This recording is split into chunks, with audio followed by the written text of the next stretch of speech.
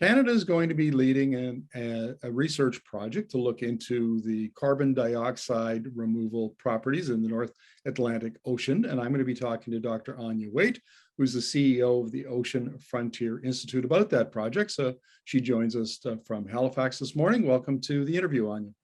Good morning, Markham. Nice to talk to you. Well, likewise. Can you maybe give us a brief overview of the project, please? So first of all, I'll say it's not yet a project. It's an aspiration.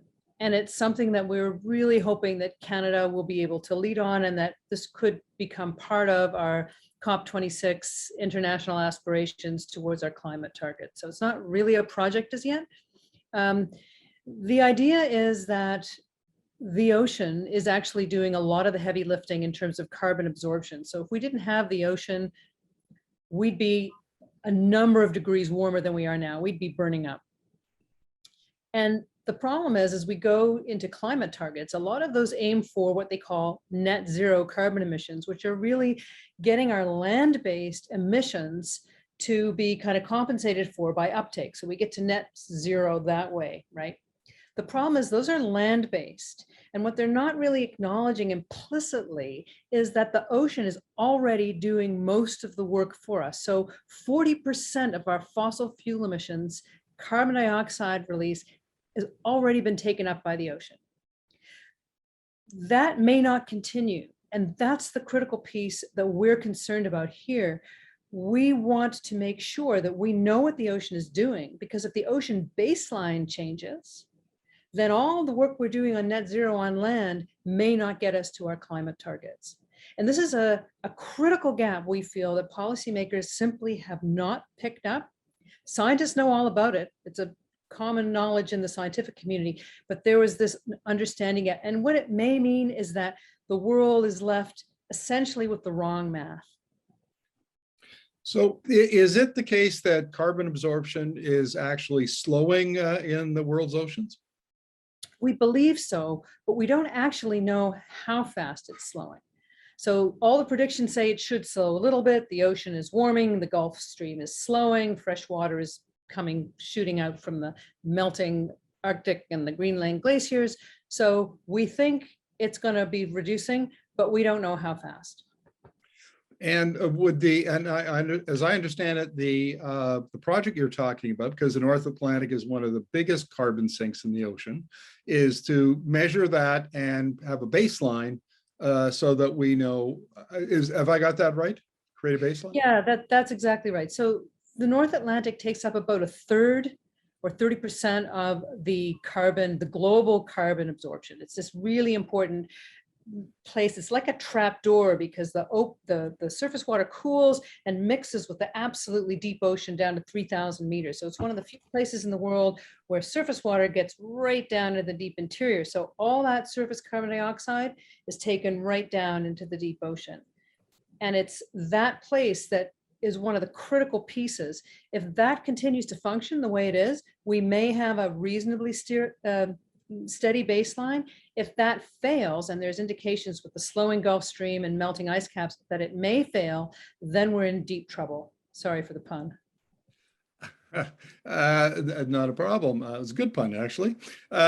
So one of the things I found interesting in your press release is that this kind of baseline data is important to carbon dioxide removal technologies. Now, I've run across direct capture technologies for on land, and to take CO2 from the air, but not from ocean water. Can you explain that a little bit, please? Yeah, well, most of the technologies are still kind of patented and under wraps, but there's a number of ways in which intervention in ocean carbon cycles can sequester or take carbon out of the ocean and put it into hard things like carbon stored in the sediments, calcium carbonate. So there's various technologies that can do this, and people are very rightly looking to these as potential solutions, and they're patenting these, essentially commodifying carbon dioxide, turning it into something you pay for. But those technologies at this point haven't really taken the ocean baseline into account. So let's say you have a piece of technology that will take some carbon dioxide out of the ocean, and you want to sell that, you want to get your carbon credits. You're going to sell that to government, essentially. Well, If you do that, you need to measure it. And if you measure it, you need to measure it against a background carbon absorption that the ocean is already doing.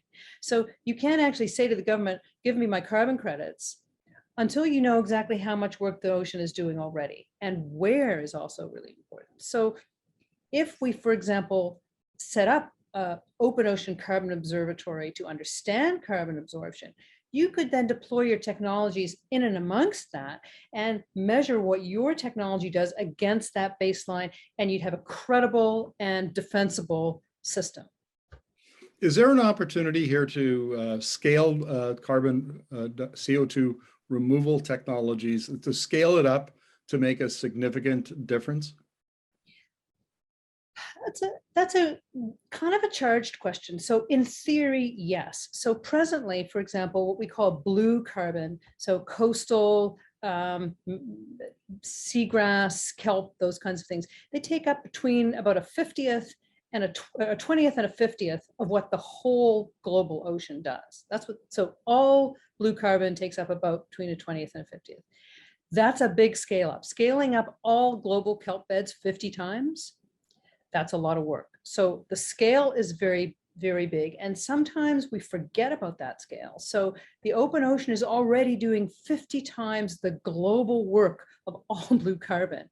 Right now, well, let's make sure we understand that function and preserve it before we start to manipulate precious coastal areas. I think the big thing about blue carbon, though, is that we do have millennia of storage in the coastal zone, and that has to stay stored. So it's not the annual increments of more blue carbon that's going to make the big difference. It's keeping that stored, maintaining the health and value of those beautiful coastal ecosystems in this at the same time. Now, you had mentioned earlier that we don't have a project yet. What has to happen for that project to come to fruition?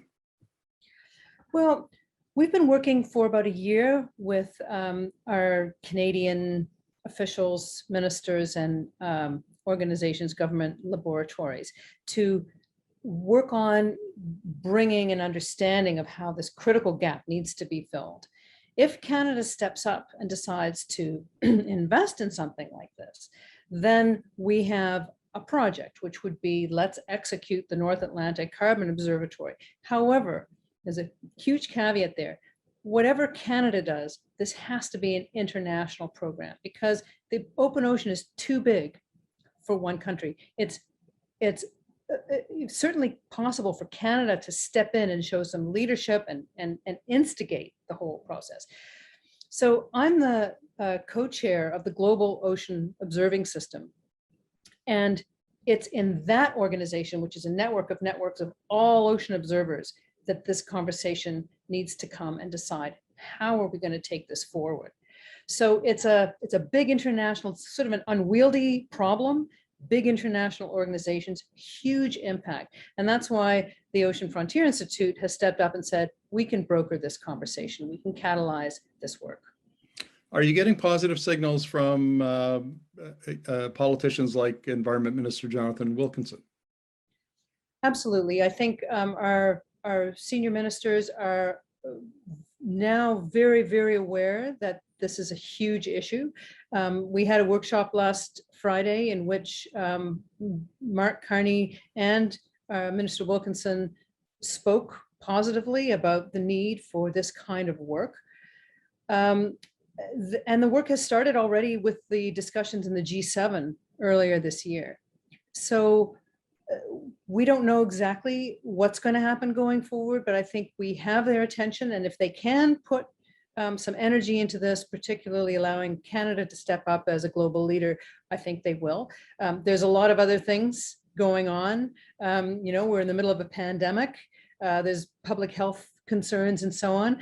Of course, we think of the climate as the huge public health concern that's rumbling along in the background, but governments have a lot of choices to make, and some of those are quite difficult around what is the best in the best interest of the public. So we've done our best to bring it to their awareness, and the rest is really up to the Canadian choices. Well, Anya, good luck in getting your project off the ground. We wish you all the best, and thank you very much for this. Appreciate your insights. Thank you, Markham. Lovely to talk to you today.